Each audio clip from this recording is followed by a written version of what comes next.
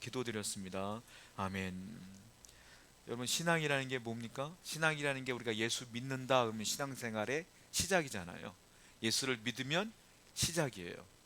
자, 그러니까 우리가 예수를 믿으면 구원받아 끝이 아니라 예수를 믿으면 이제 구원받는 건 확실한데 이제부터 신앙 생활이 시작되는 거거든요. 하나님께서는 어떤 분에게는 임종 직전에 하나님께서 구원을 주시기도 하고 어떤 분들은 어릴 때부터 하나님을 만나서 신앙생활을 오래 하기도 해요. 저 같은 경우는 중학교 2학년 때 겨울방학 때 부흥에 참석했다가 그냥 하나님께 코 깨갖고 목사가 됐거든요. 일찍 만났어, 생각보다. 그 만난 기억이 지금도 생생하고 날짜와 시간까지 생생하게 기억나거든요. 그러니까 일찍 만난 분들은 어떨 때 보면 손해인 것 같아. 너무 일찍 만나서 참는 게 너무 많고 손해보는 게 너무 많아.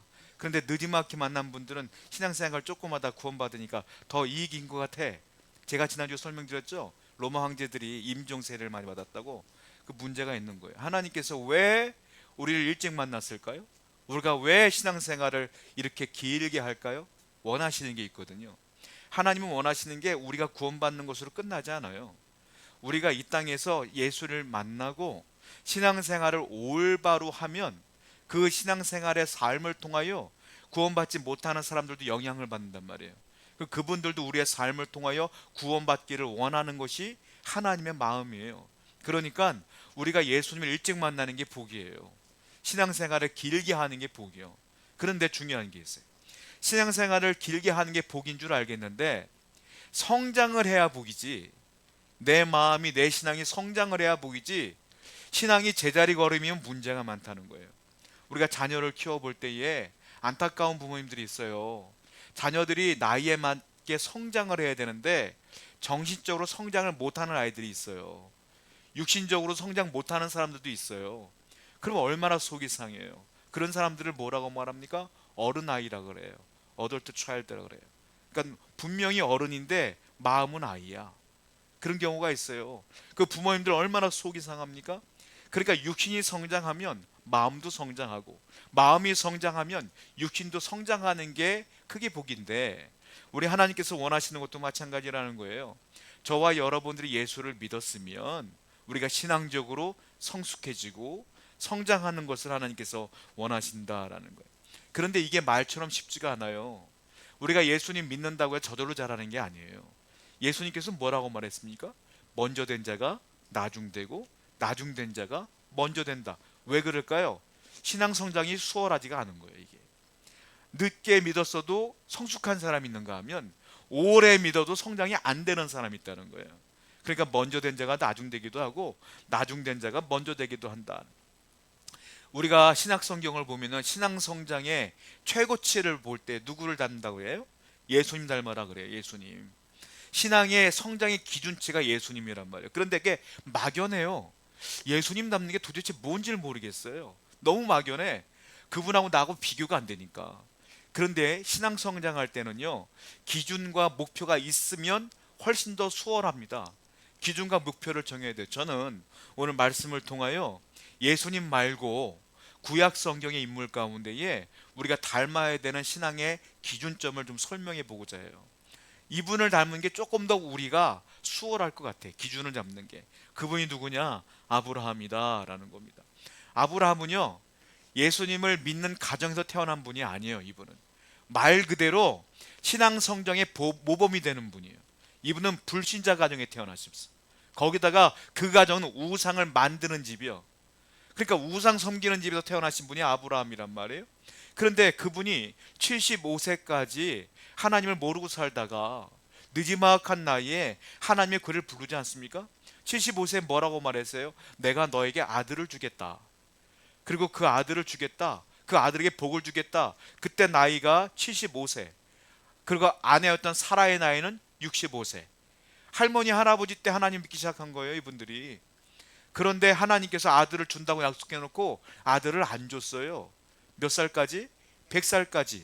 25년 동안 하나님의 아들을 안 줬어. 그러니까 처음부터 믿음이 있었던 사람들도 아닌데 하나님께서 주신다고 하는 그 약속을 안 지키는 거예요. 25년 동안. 믿음을 지킬 수 있겠어요? 이게 뿌리가 없는데 믿음이. 그런데 아브라함은 하나님을 안 떠나요. 그리고 25년 뒤에 100세의 아들을 주시지 않습니까? 그런데 하나님은 이것으로 끝나지 않아. 아브라함을 끊임없이 성장시키기를 원하는 거예요. 아브라함이 나이를 더 먹었어요. 학자들은 그래요. 아들 이삭의 나이가 10대쯤 되었을 때에 하나님께서 그를 바치라고 했다고 얘기를 해요. 그러니까 아브라함이 아들을 낳은 지 이삭이 10대쯤 됐으니까 최소 아브라함의 나이는 그때 몇 살이겠어요? 110세 이상이라는 거예요. 그러니까 110세 이상이 먹은 할아버지예요, 아브라함은. 그런데 아브라함에게 뭐라고 말해요? 100세에 나는 그 아들을 하나님께 번제로 드리래. 번제가 뭡니까?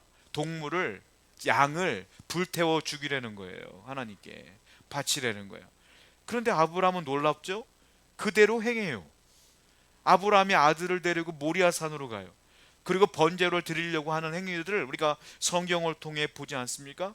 하나님께서 멈췄어요. 안 된다, 아브라함아. 나는 너를 시험한 거야. 다 아는 내용이에요. 이거는 초등학교 때 다 들었던 얘기야. 너무 많이 들었던 얘기야. 그런데 놀라운 게 뭔지 아세요? 하나님이 아브라함을 75세에 불러서 끊임없이 계속 시험했거든요.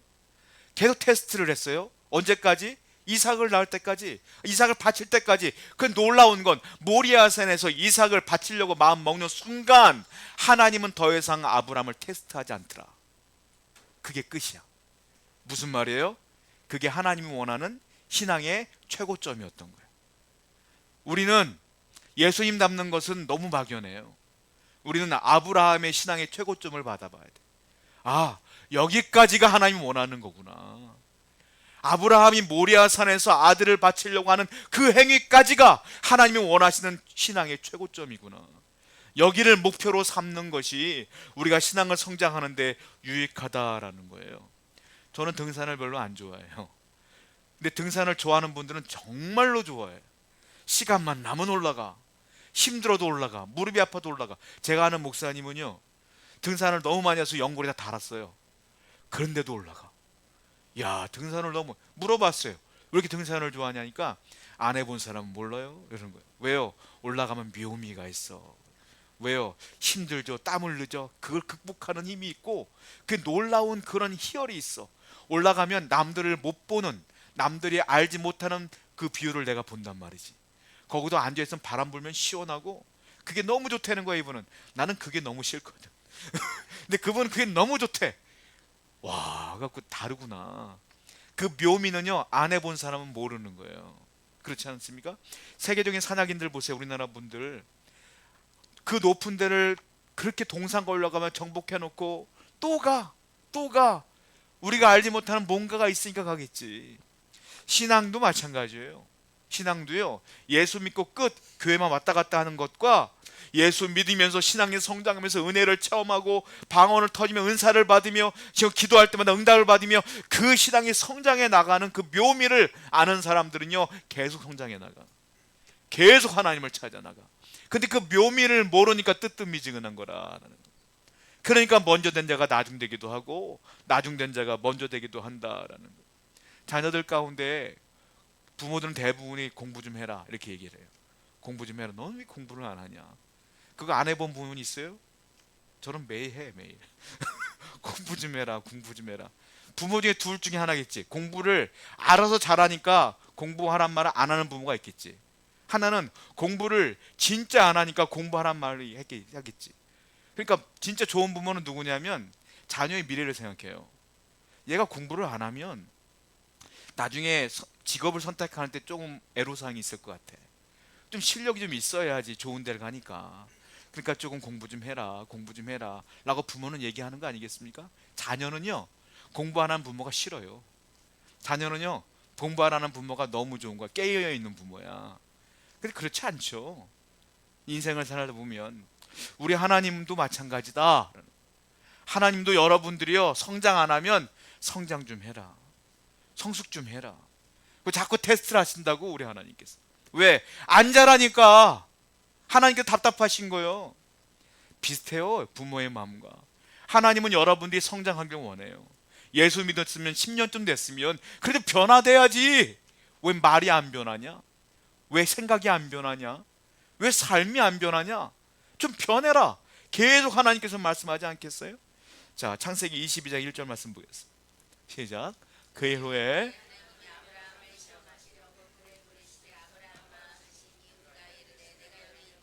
대놓고 말해요. 아브라함을 뭐 했다고요? 시험했다. 하나님이 시험해서 모리아산으로 가라고 했던 거예요. 시험했다.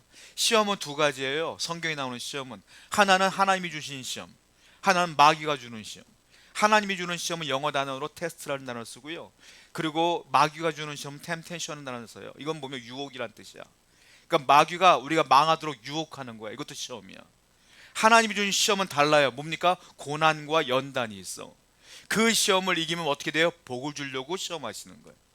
하나님은 아브라함에게 복을 주려고 아들을 바치려고 시험하신 것이다 라는 거예요. 하나님은 어떤 시험합니까? 그 다음 절 2절이에요. 한번 읽어볼게요. 시작. 여호와께서 이르시되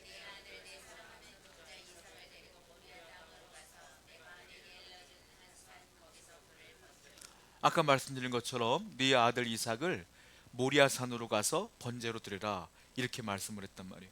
기가 막혀요.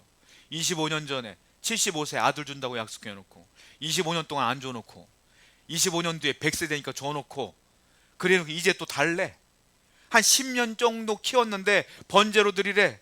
기가 막히잖아요. 근데 성경을 보면요, 아브라함이요 고민한 흔적이 이만큼도 없어요. 잠깐만요, 왜 그래요? 묻는 것도 하나도 없어. 원망도 하나도 없어. 그대로 내해요. 그대로 내하고 순종하는 것들을 보게 돼요. 저는 이게 놀라웠어요. 야, 이게 하나님이 원하시는 우리의 신앙의 목표점이구나. 묻지 않고 내하는 것, 원망하지 않고 내하는 것, 그냥 하나님을 믿는 것, 그거구나. 여기까지 성장해야 되겠구나 라는 생각이 들었어요. 아브라함은 말씀드린 것처럼 바치라고 하니까 네 해요. 그리고 나무를 만들고 아들에도 말하지 않고 혼자 끙끙 앓는 것도 아니야. 그냥 혼자 알고 묵묵히 준비를 다하는 모습들을 보게 돼요. 그러면 우리는 알아야 돼요. 하나님께서 왜 이런 테스트를 했느냐? 아브라함의 신앙을 성장시키기 위함이라고 제가 말씀드렸잖아요. 그러면 하나님께서 원하시는 건 단 한마디로 말하면 뭐냐? 아브라함아, 네가 나를 온전히 사랑하기를 원한다. 이게 하나님 뜻이에요. 온전히 사랑, 그냥 사랑이 아니에요. 온전히 나만 사랑하기를 원한다. 이게 성장이에요. 그런데요, 이 사랑에는요 몇 가지가 포함되어 있어요. 온전한 사랑한다는 건 뭔지 아세요? 온전히 믿는 거예요. 신뢰하는 거야. 여러분, 사랑한다고 말하면서 의심하는 건 사랑이 아니에요. 의부증, 의처증 사랑이 아니에요. 내가 아내를 사랑하고 남편을 사랑하면 믿어줘야지. 그냥 믿어주는 거지. 속더라도 믿어주는 거예요. 그게 사랑이지. 하나님이 원하는 온전한 사랑은 뭐냐면 나를 온전히 신뢰하라. 아브라함은 온전히 신뢰했어요. 아니, 왜 아들을 빼앗지? 왜 아들을 드리라고 하지? 전혀 생각 안 해. 네. 왜? 하나님을 믿으니까 네 한 거예요. 신뢰하니까. 또 하나 뭡니까? 믿으면 순종하게 돼 있어요. 네 하고 그대로 움직이잖아. 하나님을 온전히 사랑하는 분들은 온전히 신뢰하는 거고요, 온전히 하나님 말씀에 순종하는 거예요. 그리고 순종으로 끝나지 않아요. 아들을 진짜 죽이려고 칼을 갈고 칼로 찌르려고 했어요. 그걸 뭐라고 말하냐? 헌신이라고. 내 걸 드리는 거잖아요. 헌신이라 그래. 온전히 사랑하라 이 말에는요, 온전히 나를 믿어라, 온전히 내 말에 순종하라, 온전히 나에게 헌신하라 다 포함되어 있는 거예요. 이것을 하나님께서 원하신다라는 겁니다. 자, 3절 말씀 보겠습니다. 그 다음 절 시작.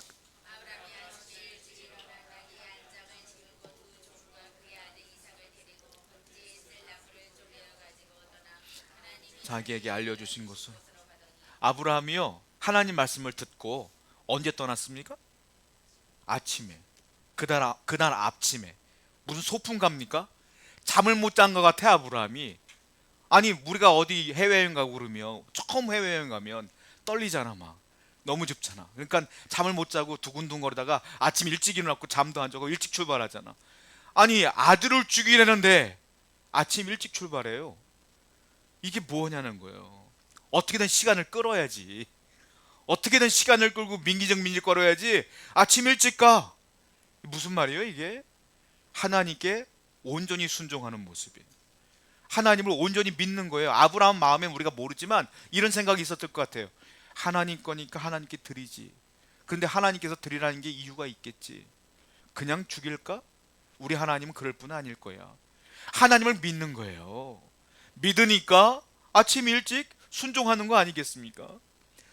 그리고 나귀에 그 짐을 지우고 두 명의 종과 함께 모리아산으로 가요. 우리가 알고 있는 것처럼 모리아산에 며칠 동안 갔습니까? 3일에 가 3일. 모리아산에 3일. 우리 하나님도 재밌어요. 그냥 앞산에 가서 번제하란 말도 안 하고 3일 동안 걸어서 가는 그 산에서 번제를 드리래. 왜 그랬을까요? 여기 청계산 가는 것도 아니요, 저기 설악산 가라는 거야 한마디로. 거기서 번제를 드리래. 왜 그랬을까요? 사람이요, 마음이 갑자기 확 올 때는 해야지 이렇게 먹을 수도 있어요. 그런데요, 점심쯤 되잖아요, 해야 되나?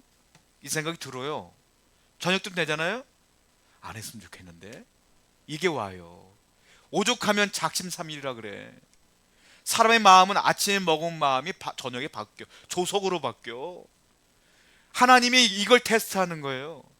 하나님께서 아브라함의 믿음을 알지. 아브라함이 좋아요 하나님 네 하겠습니다 하고 드릴 수도 있겠지. 그런데 3일이라는 시간을 주신 이유는 그래도 드릴 거냐.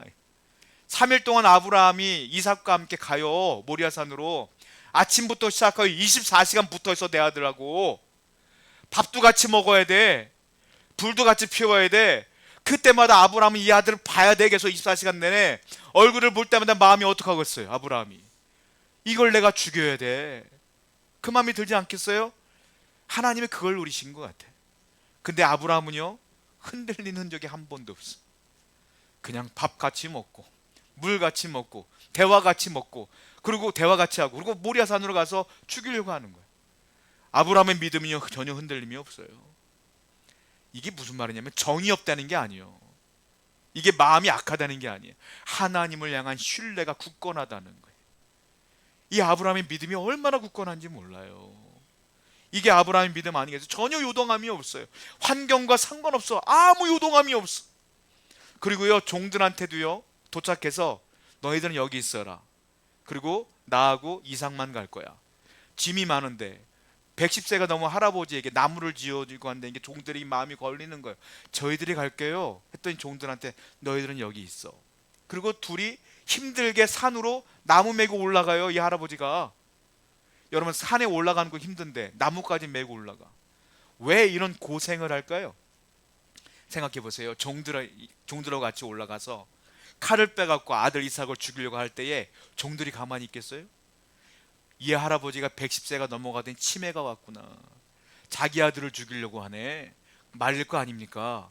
그러니까 그걸 알고 아브라함 두고 가는 거예요. 지금 하나님께 온전하게 순종하려고 주위에는 모든 것들을 다 두고 고생은 자기가 다 하면서 가는 거예요. 지금 하나님께서 하는 말씀을 이루기 위해서 고통과 고생을 혼자 다 감당하는 것들을 보게 돼요. 창세기 22장 5절입니다 시작.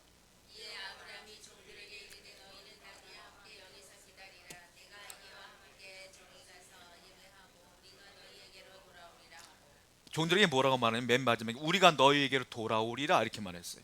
1인칭 복수예요. 내가 돌아오리라가 아니라 우리가 돌아오리라. 나하고 이삭이 돌아올 거니까 여기서 있어. 이게 무슨 말일까요? 아브라함은 이삭이 안 죽는 걸 믿는 거예요. 하나님이 죽일 리가 없어, 믿는 거야. 그러니까 아브라함이 이렇게 하죠. 아브라함은요, 하나님을 그냥 믿는 수준이 아니라 완전히 신뢰하고 있어. 우리 하나님이 어떻게 해준 아들인데, 그리고 약속을 했잖아요. 네 후손을 통하여 바닷가의 모래알처럼 하늘의 별처럼 네 후손이 많아질 건데 내 후손은 이삭 하나거든. 근데 이삭이 죽어버리면 그 약속이 안 이루어지잖아요. 그러니까 아브라함은 믿는 거예요. 하나님이 그럴 리가 없어. 야, 내가 번제 드리고 내 아들하고 돌아올 거니까 기다리고 있어 라는 거 아닙니까?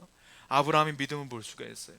자, 또 보세요. 창세기 22장 8절입니다 아들이 물어요. 아버지 불이 어디 있어요? 이렇게 물어봐요. 대답을 합니다. 아브라함이. 시작. 아브라함이 이르되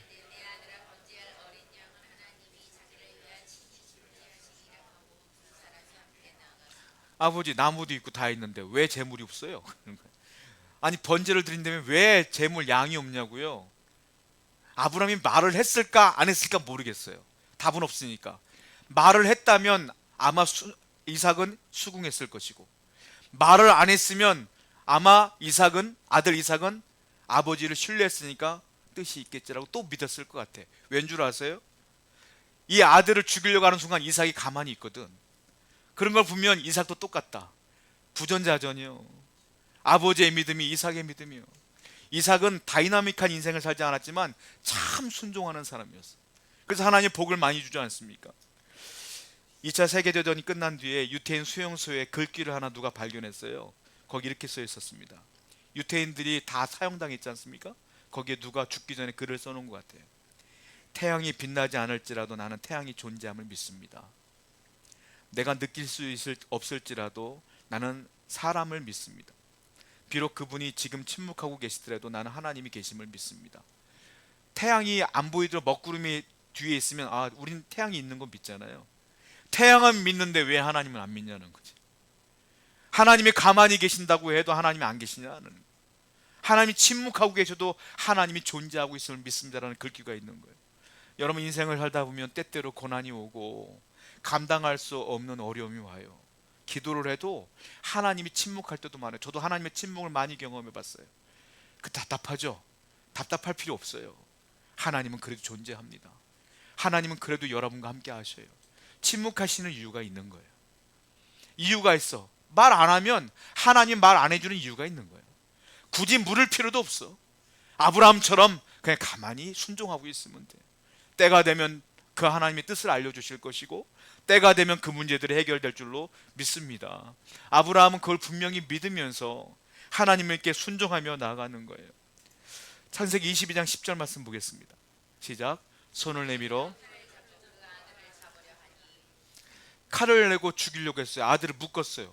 아까 말씀드린 것처럼 이삭에게 하나님의 뜻을 말했는지도 모르겠어요. 그런데 이삭이 도망가려고 마음먹으면요 도망가죠. 10대 아이예요. 10대 아이. 아버지는 110세 할아버지요. 할아버지가 무슨 수로 쫓아다녀 이 아이를. 그리고 할아버지가 억지로 이 아이를 어떻게 묶어? 근데 묶였어. 가만히 있어. 이삭이 순종하고 있어요. 근데 여기 보면 그를 잡으려 한다 그랬지 않습니까? 아브라함이 칼로 잡으려 한다. 제가 영어 성경을 보니까 잡는다는 이 부분에 슬레이라는 단어를 쓰더라고요. 이게 도살한다는 뜻이야. 그러니까 우리가 짐승을 도살하지 않습니까? 잡지 않습니까? 그때 도살하는 그 단어를 썼어. 그러니까 아들이 사람을 죽이는 게 아니라 양을 잡는 표현을 한 거예요. 그리고 프랑스 성경도 봤어요. 이 단어는 어떻게 썼느냐면 목을 따다 이렇게 표현하고 있더라고요. 목을 따다. 제가 TV에서 중앙아시아 쪽에 목축업을 분들이 손님이 오니까 양을 잡아주더라고요. 어떻게 잡는지 아세요? 양을 잡아다가 목에다 칼을 푹 꽂아. 그러니까 피가 쫙 쏟아지는 거야. 아브라함의 직업이 뭡니까? 목축업을 하지 않습니까? 양 잡듯이 칼로 목을 찌르려고 한 거예요. 저는 이걸 보면서 영어 성경 보면서 깜짝 놀랐어요. 그냥 진짜 짐승을 도살하듯이 하나님께 범죄를 드시듯이 죽이려고 했구나. 그런데 하나님께서 막죠. 여기까지만 딱 보신 거예요. 뭐라고 하십니까? 창세기 22장 12절입니다. 시작.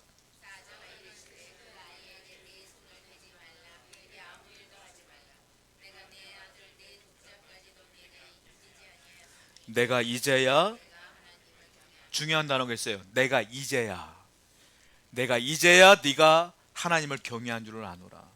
아니, 아브라함이 하나님 믿는 거 하나님 알아요. 그리고 아브라함이 하나님을 사랑하는 것도 알아요.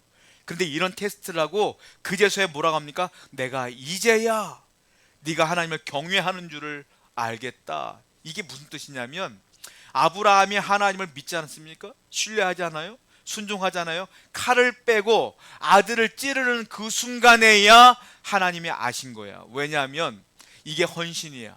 내 걸 드리는 헌신. 헌신은 뭘로 나오는지 아세요? 말로 나오지 않아요. 헌신은 생각으로 나오지 않아요. 헌신은 마음으로 나오지 않아요. 저는요 마음은 그래요. 이건 헌신이 아니야. 헌신은 뭔지 아세요? 행동으로 나오는 거예요. 칼을 빼서 진짜 죽이려고 했을 때 하나님 맞고 이제야 내가 네가 경외하는 줄 알겠다.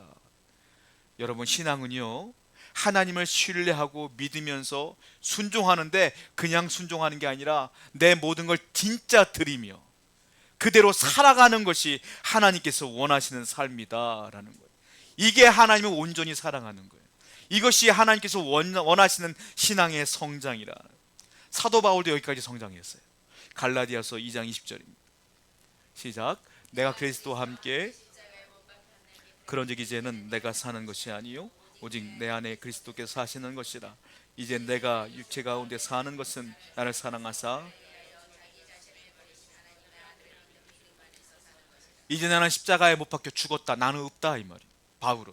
그래서 이제 바울은 주님이 말씀하시면 네 하고, 네 하고, 그리고 목숨까지 바치는 헌신의 삶을 살아냈잖아요. 이게 하나님께서 원하시는 삶이라는 거예요. 또 보세요. 바울은 로마서 14장 8절에 이렇게 말하고 있어요. 시작. 우리가 살아도 주를 위해 살고, 사나 죽으나 우리는 누구 것? 주의 것이로다. 바울은 실질적으로 주님을 위해 살았어요. 주님을, 자기 건 하나도 없어. 주님의 복음을 위해 고통당하고 채찍질 당하고 옥에 갇히고 결국 순교했어요. 사나 죽으나 난 주님의 것이로다. 이렇게 사는 것, 하나님께서 원하시는 삶은 여러분의 인생을 사는 게 아니라 하나님을 위하여 사는 것, 순종하고 사랑하며 신뢰하며 헌신하며 사는 것, 거기까지 원하신다는 것. 국제대학생 선교회 CCC라고 있죠. 빌 브라이트 박사가 창설자인데, 이분이요 예수란 영화를 제작해서 복음을 전해요, 전 세계 다니면서. 그리고 그 예수란 영화를 보고 그 미전도 종족들이 예수님을 너무 많이 믿었어요.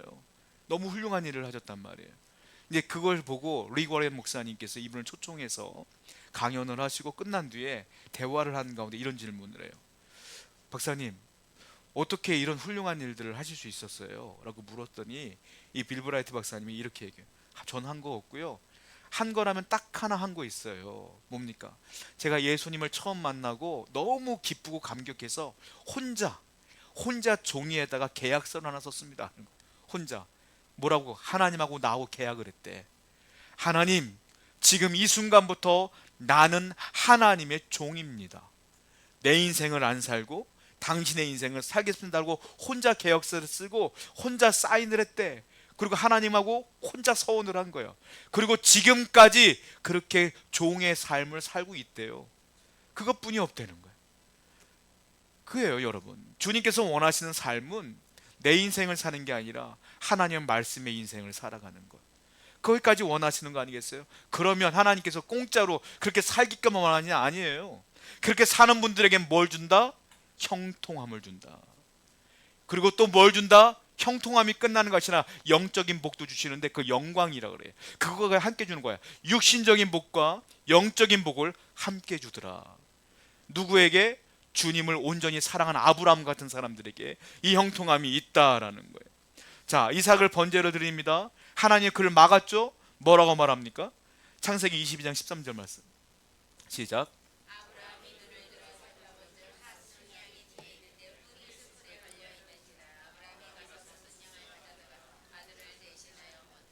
하나님 막았어요. 막았는데 재물이 없잖아 이제. 근데 뒤를 돌아봤더니 양 한 마리가 뿔에 걸려있네. 그게 언제 있었을까요? 그 양이 갑자기 걸렸나? 갑자기 걸렸을 수도 있겠죠. 막 뛰어오다가 갑자기 하나님께서 뜬금없이 봤는데 양 순양이 걸려있는 거야. 그 양 가지고 이삭 대신에 제물로 드렸어요. 이게 우연일까요? 형통함이에요. 하나님이 준비해 주신 거예요. 이걸 보고 아브라함이 뭐라고 말합니까? 여호와 이레라. 하나님이 다 준비해 놓고 있었구나, 하나님께 다 알고 있었구나 라는 거 아니겠습니까? 자, 히브리서 11장 17절 19절 한번 보겠습니다. 시작.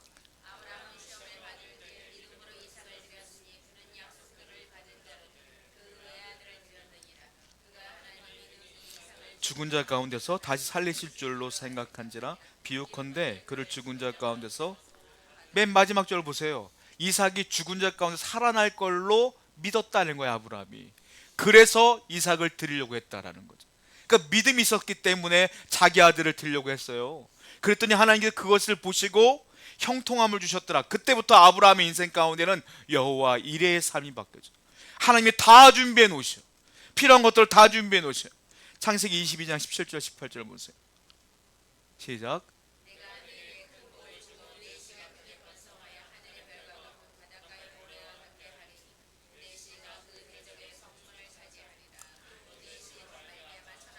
복을 받으리니 이는 네가 나의 땅을 주는. 여기면 C가 3개가 나와요. C가 맨 처음에 17절에 네 씨가 크게 번성한다. 그리고 18절에 네 씨로 말미암아 천하 만민이 복을 받으리라. 그 17절 뒤에 보니까 네 씨가 그 대적의 성문을 차지하리라. 3번이 나와요. C가. 첫 번째 나오는 C는 뭐냐면은 말 그대로 아브라함이 육신의 아들, 이삭을 통하여 이루어지는 모든 민족들을 얘기해요. 네 씨가 그렇게 번성할 것이다. 육적인 복을 주신다는 약속이에요. 또 하나, 네 씨가 그 대적의 성문을 차지하리라. 이 씨는 누구를 말하냐면 예수 그리스도를 말해요. 왜냐하면 고대 사회는 성문 중심이에요. 성문이 열리면 죽고 성문이 닫히면 이기는 거야. 성문을 열으냐 못 이기느냐. 그러니까는 이 성문을 차지하리라. 네 씨가 누구냐? 마귀와의 싸움에서 예수님이 마귀를 이긴다는 뜻이에요. 그러니까 네 후손 가운데 예수가 올 것이다. 영적인 복이 와요. 그래서 끝나지 않아요? 18절 보니까 네 씨로 말미암아 천하 만민이 복을 받으리라. 그 예수님을 통하여 예수를 믿게 되는 사람들이 많아질 것이고, 그리고 그 모든 후손들이 천하 만민의 복을 다 받게 하시다. 영적인 우리 후손들을 말하는 거예요. 육적인 후손, 영적인 후손, 예수 그리스도. 이 모든 것들을 예언해 주시는 거예요 지금. 그러니까 육신의 복뿐만이 아니라 영의 복과 모든 복을 하나님께서 주시겠다 약속하시는 거예요. 아무한테 한 게 아니에요. 아브라함이 이 테스트를 통과했을 때, 신앙의 성장을 최고봉을 찍었을 때에 그 약속을 하시는 것이다. 실질적으로 아브라함의 평생에 하나님 복을 주시는데 한마디로 이렇게 요약해요. 창세기 24장 1절입니다. 시작. 아브라함이 나이가 많아 늙었고, 나이 많아 늙었다는 건 죽을 날 얼마 안 남았다는 소리예요. 그런데 뭐라고 했어요? 범사에 그때도 역시 복을 주시더라. 죽을 때까지 복을 주신 거예요. 형통함을 주신 거예요. 이 신앙대로 살았더니, 하나님만 온전히 사랑했더니, 말씀대로 순종했더니, 헌신했더니 하나님이 죽을 때까지 복을 주신 거예요. 복 받는 비결 간단해요. 아브라함처럼 살면 돼. 하나님 말씀대로만 살면 돼.